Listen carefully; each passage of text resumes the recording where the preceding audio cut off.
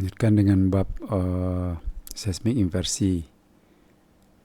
Jadi bab seismik inversi ini merupakan bagian dari rangkaian kursus serial geofisika, di mana seismik inversi ini adalah urutan yang ke-12, termasuk dalam kelompok reservoir property estimation. Jadi dengan kata lain bahwa seismik inversi ini adalah salah satu usaha geofisis untuk bagaimana kita memaksimalkan informasi dari seismik itu untuk mempredik atau mengestimate properti daripada reservoir.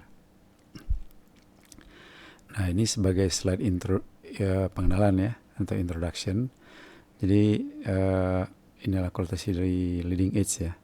Jadi kita lihat di sini bahwa untuk mengelola suatu lapangan itu secara optimal itu perlu integrasi dari berbagai disiplin ilmu, mulai dari geologi, geofisik, kemudian juga reservoir engineer dan juga disiplin ilmu-ilmu yang lainnya. Nah, kita lihat di sini bahwa dalam lingkaran ini ya, kita lihat berbagai usaha yang dilakukan oleh 3 disiplin ilmu ini untuk mengoptimalkan pengelolaan lapangan, dimulai dengan melakukan seismik akuisisi, processing, dan interpretasi. Kemudian dilakukan reservoir attribute atau bagaimana kita mengestimate atau mempredik properti daripada reservoir itu melalui berbagai atribut seismik ya. Kemudian petrofisik, kemudian juga interpretasi geologinya baik itu stratigrafi maupun struktur. Kemudian termasuk juga facies ya, facies property modeling. Kemudian reservoir engineer nanti akan melakukan simulasi reservoir simulation ya, dengan terlebih dahulu melakukan reservoir upscaling.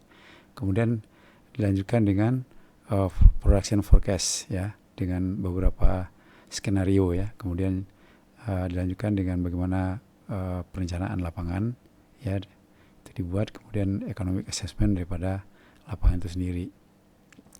Jadi terkait dengan seismik inversi, maka nanti itu termasuk di sini ya, termasuk di di seismic modeling dan reservoir attribute. Nah, dalam membahas seismik inversi ini ada kurang lebih 9 topik yang akan kita bicarakan ya. Jadi supaya ini nanti nggak terlalu panjang pembahasannya, kita bagi menjadi 3 bagian, yaitu part A. Kita mulai saja dengan part A yang terdiri daripada 4 topik ya. Kita mulai dengan topik pertama mengenai rock fisik.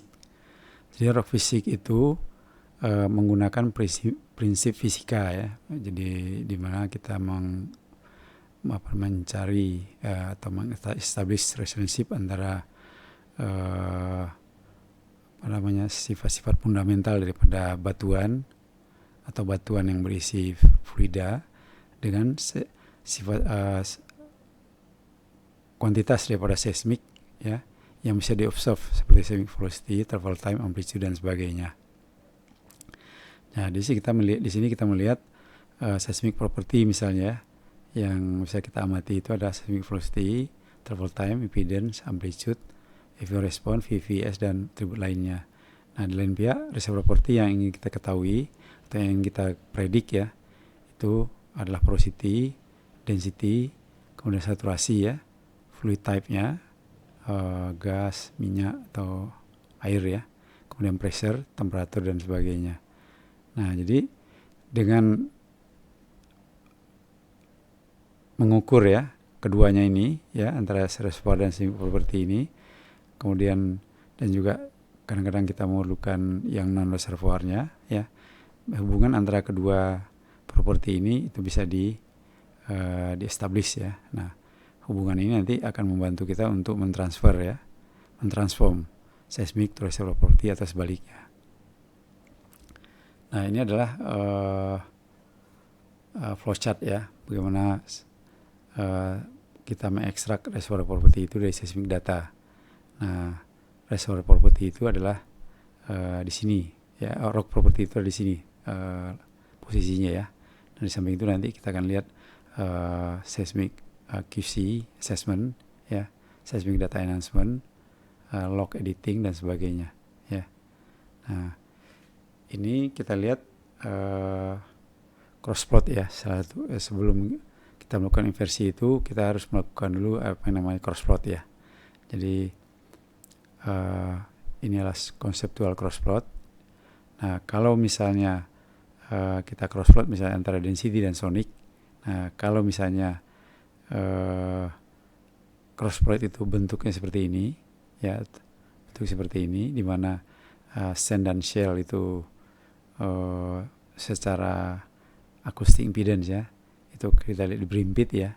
Nah, jadi ini kita sebutnya poor separation, di mana ini tidak acoustic impedance inversion atau seismic inversion itu tidak appropriate untuk dilakukan ya.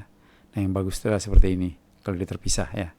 Jadi ini tadi density, ini sonic, kemudian ini shellnya itu high density misalnya ya, sandnya low density ya, low velocity. Nah, ini bagus separationnya. Atau sebaliknya, shellnya yang low density dan low velocity, nah sandnya yang high velocity dan high density.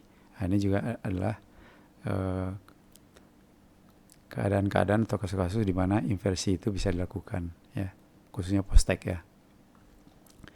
Nah, ini tadi sudah kita lihat juga antara atribut A dan B misalnya. Kalau kita crossplot antara sand dan shell ya, dua litologi yang berbeda. Kalau crossplot seperti ini tentunya ini adalah poor separation ya, jadi tidak bisa kita melakukan acoustic seismic inversi ya. Tapi kalau dia terpisah seperti ini, ini bagus ya, seperti yang tadi kita sudah lihat. Nah, kalau misalnya kita mau membedakan antara yang poros dengan yang tight ya, kalau dia nggak terpisah seperti ini juga tidak bisa dilakukan ya. Tapi kalau antara tight dan poros itu bisa terpisah seperti ini, ini baru itu bisa dilakukan. Jadi dalam melakukan crossplot ini biasanya ini adalah crossplot daripada seismik, atribut daripada seismik ya. Ini juga atribut daripada seismik yang lain ya. Ada atribut seismik A, atribut seismik B misalnya ya. Nah, ini adalah terkait sama litologi ya, litologi atau reservoir property. Nah, begitu juga kalau misalnya antara wet dengan hydrocarbon filled sand misalnya ya. Jadi antara wet sand dengan oil sand atau gas sand. Nah, itu ada kalanya kita bisa mendapatkan yang bagus seperti ini ya. Jadi yang wet itu katakanlah ini di sini, kemudian ini yang hidrokarbonnya ya. Nah, ini contoh realnya ya. Jadi ini ada log gamma ray yang menunjukkan sand shell ya. Kalau low gamma ray itu adalah sand, high gamma ray adalah shell. Ada cutoff-nya. Kemudian ini adalah resistivity ya, velocity. Ini velocity ya. Jadi kita bisa melihat di sini bahwa yang sand itu terpisah ya.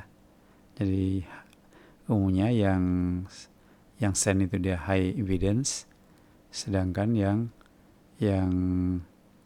shell itu adalah low impedance. Jadi ini adalah good separation, good sand shell separation, IE separation. Jadi high impedance sand, low gamma ray, low impedance shell, high gamma ray ya. Nah, ini juga demikian ya. Jadi kita lihat ada log gamma ray ya. Jadi ini sandnya cukup tebal ya, ini tipis. Ini sebenarnya net to gross ya. Jadi kita lihat di sini bahwa bagus sekali pemisahannya antara yang kuning ya, yang warna kuning yang menunjukkan ini adalah lapisan sand ya dan shell ya. Jadi bagus pemisahannya. Jadi high impedance sand itu high net to gross, kemudian low impedance itu adalah shell, itu low net to gross ya. Nah, ini juga courtesy dari Jason ya. Kita bisa melihat di sini bahwa kalau kita plot antara porosity dengan impedance, kita lihat bahwa sand yang poros itu di high impedance ya, high impedance. Sedangkan yang shell ya, yang shell ini yaitu dia low impedance ya. Jadi net to gross-nya nah, ini juga demikian ya. Jadi kita lihat bahwa ini yang kuning adalah sand ya. Ini inilah sand ya, ini shell yang hijau ya. Jadi kita lihat bahwa bagus sekali pengelompokannya ya, Nah, ini kita lihat lagi di sini ya. Ini konsep ini yang barangkali ada manfaatnya kita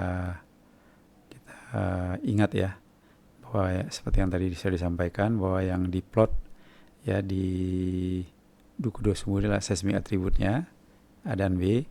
Nah, nanti ini kita color coded ya dengan several property ya.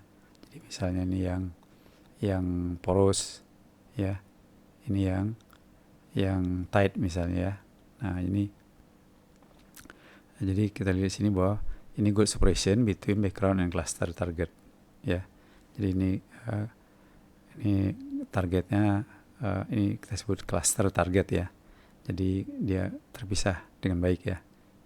Jadi sekali lagi, ini kondisi seperti ini kita sebut sebagai good separation between background and cluster target. Ini adalah cluster targetnya ya. Nah, kalau ini partial separation ya, dia tidak sepenuhnya terpisah ya, tapi targetnya ini cluster target ya. Nah, kalau ini no separation tapi targetnya masih cluster. Nah, jadi yang ini tadi, itu nanti bisa dilakukan dengan statistical approach ya. Nanti kita akan lihat bahwa seismic inversi itu bisa dilakukan dengan secara deterministik. Satu lagi bisa dilakukan dengan secara statistik ya. Nanti kita bicarakan lebih detail di bagian C ya. Nah, jadi di sini kita bisa menggunakan pendekatan statistikal kalau crossplotnya seperti ini. Nah, ini juga demikian. Nanti kalau dia tidak terpisah tapi cluster target juga nanti bisa kita menggunakan pendekatan statistikal ya. Nah, kalau ini nggak bisa ya. Ini masih bisa ya, karena dia masih partially cluster target. Jadi nanti kalau di sini dia clusternya mengelompok di sini, kalau ini agak menyebar tapi kebanyakan di sini. Jadi nanti kita lihat ini dia high probability red di daerah sini, ini lower probability of red ya. Nah, kemudian ini yang no separation uncluster target. Jadi di sini kita sulit ya melakukan pendekatan geostatistik, pun juga sulit kita lakukan ya. Nah, ini juga partial separation, jadi masih terpisah ya, tapi dia tidak cluster ya, uncluster target, dia menyebar yang merah ini. Tapi ini masih bisa digunakan pendekatan geostatistik. Nah, ini yang bagus ya pemisahannya, uncluster target. Nah, ini yang kita lihat tadi ya, kita lihat ke dalam satu slide. Yang ini yang bagus ya, dua ini yang bagus. Kemudian yang ini nanti kita gunakan pendekatan geostatistik, yang A, yang B, C, D, dan ini yang A ini ya. Ini yang dia tadi no separation dan uncluster target. Ini nggak bisa kita gunakan pendekatan statistik. Ini semuanya adalah courtesy daripada reservoir.com. Nah, ini kita lihat crossplot ya, yang real ya. Ini antara VVS dengan impedance. Jadi kita lihat di sini adalah, ini dia merupakan good separation ya, uncluster target ya. Jadi kita lihat di sini bahwa shell ini udah brine sand, ini adalah hidrokarbon ya. Jadi terpisah antara reservoir dengan non reservoir, dengan reservoirnya, dan juga malah kita bisa pisahkan antara yang brine dengan hidrokarbon, tapi dia menyebar ya, jadi uncluster target. Kalau ini juga demikian ya, terpisah antara ini good separation ya, tapi dia cluster target ya, cluster target dia menyebar di sini, kecuali yang shellnya. Nah, ini juga menarik ya, VPVS versus impedance ya, P impedance. Jadi kita lihat ini shell ya, shellnya ini merupakan, ini ada trennya di sini terpisah ya. Kemudian inilah yang brine, yang biru ini. Kemudian yang hijau inilah oil. Kemudian yang merah adalah gas ya. Jadi kita lihat bahwa antara sand dan reservoir ini, antara shell dengan reservoir ini dia good separation ya, good separation. Kemudian juga antara yang brine dengan yang hidrokarbon ini, oil maupun gas itu juga cukup bagus. Hanya saja pemisahannya semakin dalam ya, reservoirnya semakin dalam, ini pemisahannya semakin semakin tidak terpisah ya. Jadi pemisahannya bagus di kedalaman yang dangkal ini, makin dalam makin semakin agak sulit pemisahannya ya. Nah ini juga konseptual crossplot ya, mirip seperti yang tadi ya. Ini adalah shell trendnya, kemudian ini brine-nya ya, ini yang oil, ini yang gas. Jadi oil trendnya ini fluid trend ya, kita sebut sebagai fluid trend. Nah, jadi kita lihat bahwa pada kedalaman yang dangkal ini cukup bagus ya pemisahannya antara yang brine, oil dan gas. Kemudian semakin dalam ini pemisahannya agak sulit ya. Ini juga antara VPS dengan AI ya. Nah, kita juga bisa misalnya membedakan mengcolor-coded log yang kita punya itu dengan litologi ya. Jadi kalau yang merah ini, misalnya yang warna ini kita sebut sebagai shell, ini kita sebut sebagai non-consolidated sand, consolidated sand yang hijau ya. Kemudian yang ini yang sandnya ya. Kemudian yang other ya, yang sandnya nih. Jadi ada berapa ini? Ada 3 macam sand, shell dan yang lainnya. Nah, nanti sampel ya, sampel log ini bisa kita plot ya, kita plot dalam bentuknya seperti ini ya. Jadi count-nya ini maksudnya jumlah sampelnya ya. Jumlah sampel, walau ini sebenarnya nggak terlalu berkaitan ya. Ini nggak terlalu berkaitan lognya. Jadi bisa kita plot seperti ini. Jadi kita lihat di sini bahwa antara sand dengan shell itu terpisah cukup bagus ya, terpisah cukup bagus. Ini shell yang hijau, ini adalah sand yang 2 warna ini. Nah, cuma antara yang tight dengan yang porous itu nggak bisa dipisahkan ya. Jadi good sand shell separation using VPS, but porous sand cannot be separated from tight sand ya. Nah, bisa juga kita cross plot ya. AI ini tidak hanya, kalau AI ini kan acoustic impedance pada kalau kita kaitkan dengan EVO nantinya ya, dengan sudut datang daripada gelombang seismik itu, ini kan acoustic impedance kalau sudut datang seismiknya sama dengan 0 ya. Jadi AI sama dengan 0. Nah, bisa juga nanti kita cross plot pada AI tidak sama dengan 0 yang kita sebut dengan elastic impedance. Jadi misalnya pada sudut datang 30 derajat, nah acoustic impedance-nya berapa? Nanti kita sebut itu AI 30 derajat. Nah, jadi ternyata kalau kita cross plot pada sudut datang yang tidak 0 itu pemisahannya bisa jadi lebih bagus. Ini contohnya ya. Kalau kita lihat perubahan antara AI dengan oil saturation ya, itu kita bisa melihat lebih jelas ya di sini. Kalau sini cuma 4% bedanya antara sand yang saturasinya 0,5 misalnya ya, dengan sand yang saturasinya lebih tinggi. Nah, jadi AI-nya ini makin rendah ya, makin besar saturasinya, AI-nya makin rendah. Tapi di sini perubahan AI-nya ya, perubahan AI-nya ya, jadi perubahan acoustic impedance atau elastic impedance pada sudut 30 derajat itu antara katakanlah saturasi 0,5 dengan 0,9 itu jauh sekali perbedaan, sehingga ini akan lebih mudah terdeteksi dibandingkan dengan ini ya. Nanti ini lebih mudah terdeteksi perubahannya dibandingkan dengan yang 4% ya.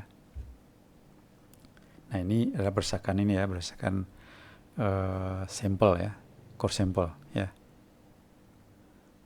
Nah, jadi dalam melakukan cross plot itu kita bisa menggunakan berbagai atribut ya. Jadi ini atribut can be used jika atribut itu bervariasi ya dengan litologi, misalnya antara reservoir dengan non-reservoir seperti yang tadi kita lihat. Kemudian juga antara porosity ya, yang poros dengan yang enggak poros. Kemudian fluid content antara oil dan gas dan brine dan sebagainya. Kemudian juga pressure dan sebagainya. Nah, variasi ini harus terlihat di cross plot analysis seperti yang tadi kita lihat. Jadi atribut-atribut yang dipakai itu bisa AI, bisa II tadi ya, bisa VP, VS, VVS, Rho-B, porosity, gamma ray, Poisson ratio, lambda rho, demi rho, dan sebagainya ya. Nah, ada satu software yang dulu pernah dikembangkan oleh para geofisis ya di Chevron ya. Dia membuat crossplot ya yang bisa jadi begitu crossplot ini keluar itu kita bisa melihat sekaligus ya. Jadi kata lainnya dua crossplot antara AI dengan porosity misalnya di color coded dengan visual ya. Ini ada crossplot lain lagi ya. Bisa aja kemudian nanti crossplot ini sekaligus ya. Jadi dari input log itu dijejer dengan dalam berapa matrik, katakanlah ini 5 kali 10 misalnya atau 5 kali 5. Jadi ini misalnya AI dengan porosity, AI dengan saturation atau AI dengan apa gitu ya. Ini bisa dikombinasikan ke arah sini. Nanti dari sini, dari crossplot ini kita bisa pilih ya, kita bisa pilih mana yang crossplot yang menunjukkan good separation ya, sehingga nanti kita bisa berdasarkan crossplot ini kita bisa memutuskan apa yang harus kita lakukan, apakah acoustic impedance cukup atau kita harus lakukan elastic inversion atau dan sebagainya. Nah, kemudian kita lanjutkan dengan forward dan inverse modeling ya. Jadi seismik itu bisa dilihat dari dua segi ini ya. Jadi kalau kita lihat dari model geologi, kemudian ke seismic trace, kemudian dari seismic trace itu bisa kita kembali mempredik modelnya. Bisa dari seismic trace ini kita bisa mempredik model bumi seperti apa yang menghasilkan seismik seperti ini. Nah, jadi nanti kalau kita lakukan dari model ini menjadi seismik ya, dari model ini actual kata ini kolom geologinya, masing-masing layer ini adalah misalnya sand shale ya, ada masing-masing layernya ada acoustic value-nya, jadi density kali velocity ya, itu layer 1, itu layer 2 dan seterusnya. Ini ada lognya ya, lognya. Kemudian di lognya nanti kita ngitung reference coefficient. Ini adalah reference coefficient-nya. Jadi pada setiap batas antara batuan akan ada reference coefficient. Nanti kita pilih satu wavelet, kita konvolusikan reference coefficient ini dengan satu wavelet sehingga kita dapatkan seismic trace. Nah, proses dari sini ya, dari model ini menjadi seismic trace itu dinamakan dengan konvolusi ya. Nah, kemudian kalau kita punya seismic trace ya, nah bagaimana caranya kita mempredik model bumi seperti apa kira-kira yang menghasilkan seismic trace seperti ini. Nah, ini kita lakukan terlebih dahulu di konvolusi ya. Jadi di konvolusi itu adalah salah satu usaha yang kita lakukan untuk mendapatkan reference coefficient ini ya, seperti apa. Nah, kita nggak akan bisa mendapatkan sempurna seperti ini, tapi kita dapatkan seperti ini ya, karena wavelet itu nggak sepenuhnya bisa kita remove dari seismic trace kita ya.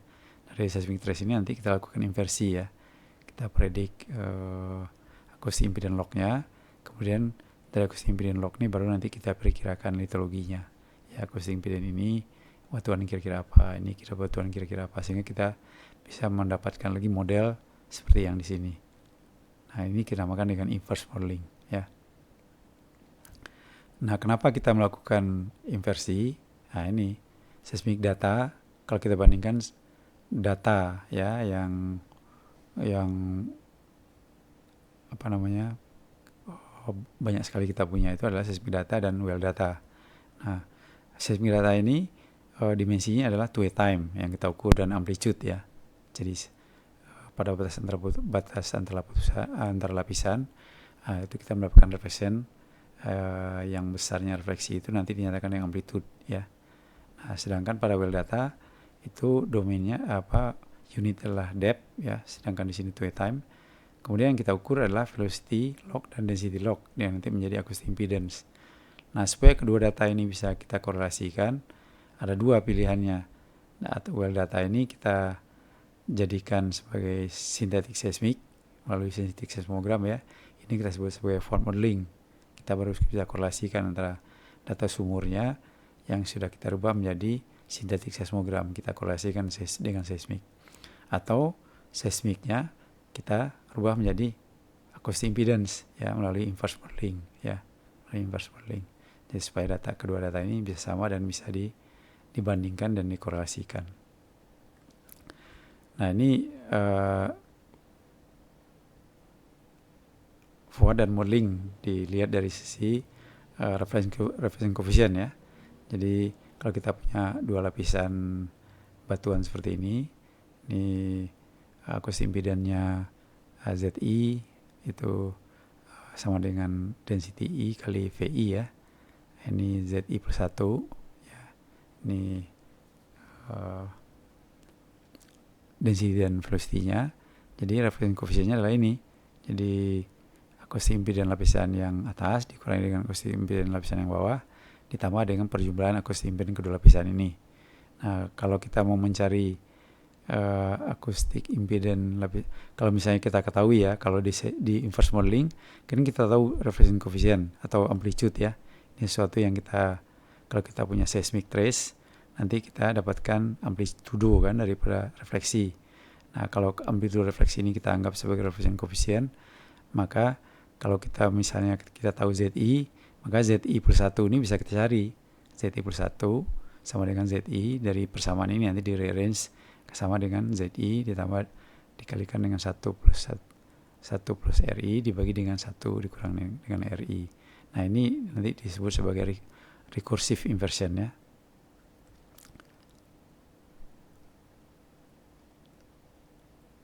Nah ini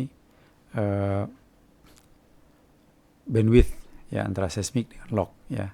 Jadi ini kurtesi dari Minley ya. Jadi kalau kita lihat log yang belum ya mengalami filtering itu adalah yang ini ya. Jadi frekuensinya sangat tinggi ya. Frekuensinya sangat tinggi, katakan 0 sampai 125 Hz. Dia punya frekuensi dari yang paling rendah ya, paling rendah sampai yang cukup tinggi ya 125 Hz. Nah, kemudian kalau ini ya W-log ini kita filter sesuai dengan frekuensi maksimum ya, atau katakan frekuensi yang biasanya dari seismik itu katakan 50 Hz. Kalau kita filter kita dapatkan nanti yang ini yang hitam ini ya, hitam kita dapatkan ini jadi ini adalah log AI ini yang kita filter ya sesuai dengan frekuensi daripada seismik. Nah kemudian kalau kita ambil yang low trendnya saja 0,3 Hz adalah yang ini ya. Jadi kalau kita plot 3 macam log ini ya yang ke dalam spektrum amplitude frekuensi spektrum, maka nanti dia akan seperti ini. Jadi seismic bandwidth itu adalah ini. Seismic bandwidth itu kan nggak punya low frekuensi ya, nggak punya low frekuensi. Dia kira-kira di sini. Ini lognya AI spektrum itu cukup cukup tinggi frekuensinya ya, batas atas yang nggak tergambarkan di sini ya. Kemudian yang ini tadi yang 0,3 Hz ya, low trendnya ya, trendnya 0,3 Hz. Sedangkan ini adalah low frekuensi yang ini, low frekuensi yang ini ya. Jadi low frekuensi AI model ya. Jadi low frekuensi AI model dikurangi dengan low frekuensi missing from seismic. Nah, ini dia. Ini. Ya. Nah, jadi ini ya, ini tadi sudah kita lihat ya. Kalau kita plot di sini yang hitam ini ya, yang hitam ini kalau kita plot ya, ini seperti ini. Nah, ini yang low trendnya tadi ya. Ini yang low AI model. Ini. Kemudian kalau kita filter ya, kalau kita filter yang ini kita filter yang low AI modelnya, kita filter ini, maka dia menjadi ini, yang low trendnya ini ya. Jadi yang hitam ini kita filter dengan ini kan frekuensinya katakanlah 0 sampai, kalau yang di slide tadi 0,3, 0 sampai 3 ya, kalau ini mungkin lebih besar, mungkin 0 sampai 5. Kita filter maka low trendnya hilang, tinggal yang ini ya. Jadi ini adalah frekuensi seismiknya. Nah kalau kita konvolusikan dengan wavelet, maka nanti dia menjadi ini seismic trace ya. Nah ini courtesy dari Jason ya. Jadi ini ada model wedge model. Jadi dia sen ini mengalami penipisan ke kiri ya. Kemudian kalau kita create ya lakukan forward modeling ya, jadi kita dapatkan synthetic seismic trace-nya, maka nanti ini adalah gambaran ya seismik ya respon yang menggambarkan bagaimana kenampakan daripada wedge model ini ya. Jadi kita bisa melihat bahwa pada ketebalan tertentu dari tuning ya, kemudian juga yang tipis ini tidak lagi tergambarkan, artinya ini lapisan-lapisan yang menipis seperti ini itu tidak teresolusikan oleh seismik ya. Nah tapi dengan AI nanti kita akan melihat bahwa resolusi daripada AI ini itu lebih bagus daripada resolusi daripada sintetik seismik ini atau resolusi daripada seismik ya. Jadi karena di inversi itu kita remove ya dengan proses katakanlah seperti proses dekonvolusi tadi, kita remove efek daripada wavelet, maka resolusinya sedikit bertambah ya. Nah, sehingga kita bisa mendapatkan spektrum seperti ini ya. Jadi ini seismic bandwidth-nya ya. Nah, jadi setelah inversi kita bisa mendapatkan tambahan resolusi ya. Jadi resolusi daripada hasil daripada inversi itu biasanya lebih tinggi ya. Artinya lapisan-lapisan tipis yang tidak bisa kita lihat di seismic respon itu nanti di AI-nya itu bisa kita resolusikan. Nah, kita sekarang masuk ke yang terakhir dari bagian A, itu adalah log dan seismic data quality screening dan conditioning ya. Jadi sebelum log dan seismic data ini digunakan untuk inversi, itu perlu kita melakukan terlebih dahulu screening mengenai kualitasnya dan juga conditioningnya ya. Kalau kualitasnya belum memenuhi persyaratan, maka kita harus lakukan sesuatu ya supaya dia memenuhi persyaratan. Nah ini flow chart di mana kita biasanya melakukan inversi ya. Jadi apa saja yang harus kita lakukan terlebih dahulu ya. Jadi dari lognya ini kita lakukan ya log data conditioning ya. Jadi kita remove ya bad zone, scale skipping ya. Jadi biasanya kita create dulu synthetic lognya ya. Jadi dari petrophysics analysis kita bisa create synthetic lognya, terutama sonic log. Nanti sonic log ini nanti bisa kita gunakan ya untuk mereplace bagian-bagian yang tidak bagus ya daripada log ini, yang quality yang nggak bagus. Jadi seperti bad zone ya, kemudian ada yang scale skipping. Nah ini kita nanti replace dengan log yang kita compute ini. Kemudian nanti begitu juga dengan seismik ya, kita lakukan QC seismic data ya. Jadi perlu kita ingat bahwa supaya data seismik ini bisa kita gunakan untuk inversi, kan seismik ini kita anggap sebagai reflection coefficient ya. Jadi asumsinya fulfill reflectivity assumption ya. Jadi kita harus QC datanya. Kalau harus kita kondisikan sedemikian rupa. Nah, usaha kita mengkondisikan itu ya, kalau kondisinya terlalu parah ya kita harus reshoot ya, ini mahal sekali, atau kita reproses, kita reduce noise dan multiple dan sebagainya ya. Nah ini contoh scale skipping ya. Biasanya kalau kita merecord sonic log itu kan kita punya tool seperti ini ya. Kita punya biasanya dua transmitternya. Nah ini adalah receiver yang dekat, ini receiver yang jauh ya. Nah, nanti begitu di transmit ya sinyal dari sini ya, kemudian nanti ada kita rekam di sini T1 dan T2 ya, sinyal di sini dan sini. Maka far receiver ya, travel time from near to far ya, travel time dari near to far ini ya, tentunya ini adalah perbedaannya antara T2 dan T1 ya. T2 itu dihitung dari 0, T1 juga dihitung dari 0. T2 min T1 delta T ya. Nah, delta T ini yang diplot di sonic ya. Itu namanya DTL ya. DTL-nya. Jadi ada kalanya ini ada biasnya ya, ada noise ya. Ada noise sehingga pembacaannya salah. Sehingga pembacaannya salah, bisa dia baca terlalu cepat, bisa juga dia baca terlalu lambat ya. Terlalu lambat. Nah, sehingga nanti yang terjadi adalah scale skipping seperti ini ya. Scale skipping seperti ini. Jadi ini scale skipping ya. Itu yang jadi scale skipping seperti ini harus kita edit ya, dari washout ya, atau dan nanti kita replace ya dengan synthetic sonic ya kalau perlu. Nah, ini asumsi yang tadi sudah dibicarakan.